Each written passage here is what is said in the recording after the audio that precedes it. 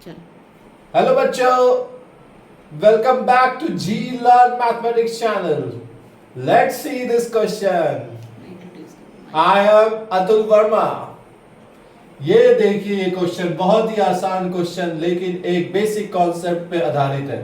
पहले हम क्वेश्चन को समझते हैं। किसी भी प्रश्न को बनाने के पहले आपको क्वेश्चन का समझना और उस पर ध्यान से देखना बहुत ही अनिवार्य है। क्वेश्चन में क्या दिया हुआ और किस बेसिक कॉन्सेप्ट का यूज करके हम इस क्वेश्चन को सॉल्व किया जा सकता है। तो क्वेश्चन कह रहा है कि एक स्फीयर है जिसका रेडियस 4.2 सेंटीमीटर है, उसको गला दिया गया है और उसको रिकास्ट मतलब उसको फिर से पुनः रिकास्ट किया गया है सिलेंडर के शेप में। क्वेश्चन में दिया गया है जो रिकास्ट किया गया है वो सिलेंडर वो 6.46 सेंटीमीटर का है और तो उसकी हाइट प्राप्त करनी है।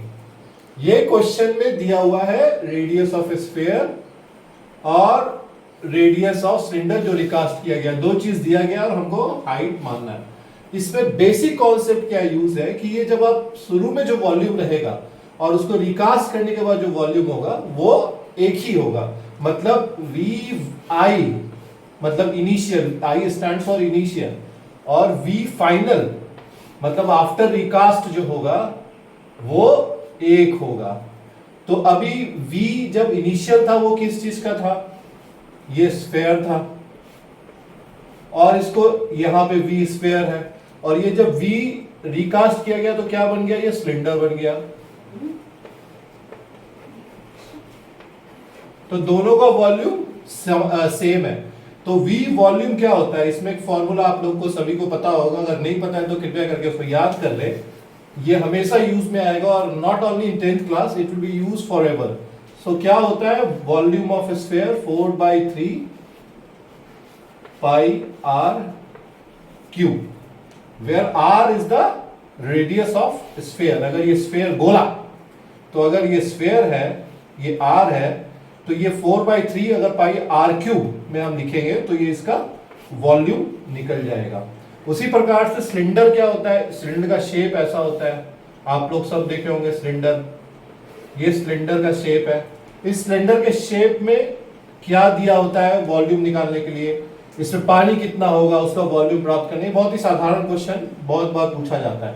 तो अगर ये वी सिलेंडर लिखा जाए तो इसका फॉर्मूला क्या होता है? अगर ये हाइट h माने इसको for time being I am writing V spherical, यहाँ पे s लिख देता हूं ताकि आप लोग को याद रहे कि ये स्फेरिकल। तो अगर इसका रेडियस दिया हुआ है rc, rc मतलब सिलेंडर ऑफ रेडियस इस सिलेंडर का rc, अगर ये इसका h है hc, तो इसका वॉल्यूम क्या होगा? ये इसका क्या होगा? ये अगर इसका हम क्षेत्रफल, इसका एरिया निकाले तो क्या होगा? Pi r square into C, cylinder का रेडियस है, मल्टीप्लाइड बाय, जब हम वॉल्यूम की बात कर रहे हैं तो इसको 3 डायमेंशन में ले जाना पड़ेगा। तो 3 डायमेंशन में ले जाने के लिए क्या है? hc, इसको मल्टीप्लाई करेंगे तो ये वॉल्यूम ऑफ सिलेंडर निकल जाएगा। अब ये फॉर्मूला हम दोनों इक्वल करेंगे, ये मतलब volume of sphere is equal to volume of cylinder.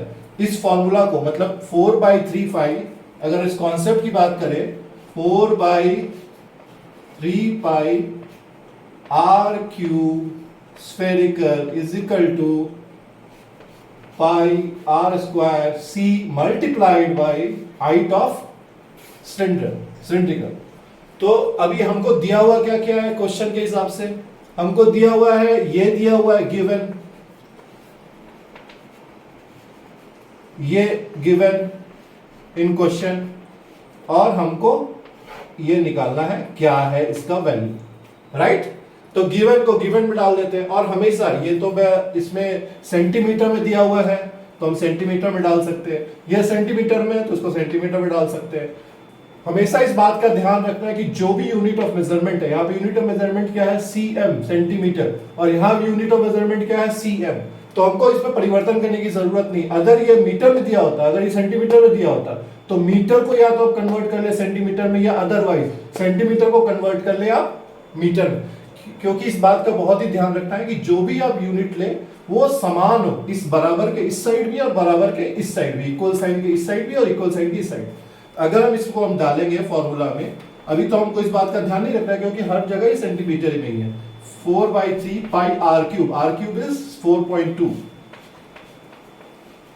4/3 का क्यूब कर देंगे यहाँ पे, multiplied by pi r square C मतलब 6 सेंटीमीटर, यहाँ पे सेंटीमीटर है, ये भी 6 सेंटीमीटर का होल स्क्वायर कर देंगे, और हाइट ऑफ सिलेंडर जो हमको निकालना है, ये हमको निकालना है, ठीक है।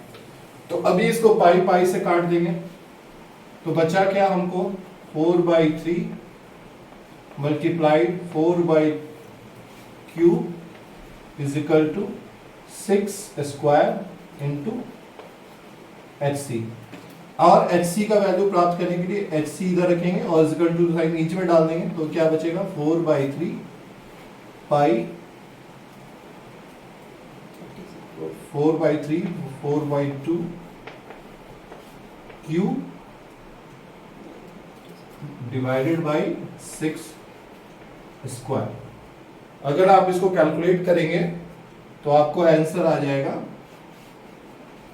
इसको आप काट दीजिए, ये हो गया आपका 36 हो गया, तो 9 हो जाएगा नीचे में, ये 9 हो गया, मतलब ये हो गया 13 इंटू 9 इंटू 4/4.2 मतलब कि 42 डिवाइडेड बाई 10 लिख लीजिए इसको, इंटू क्यूब कीजिए, तो आपका आंसर आ जाएगा,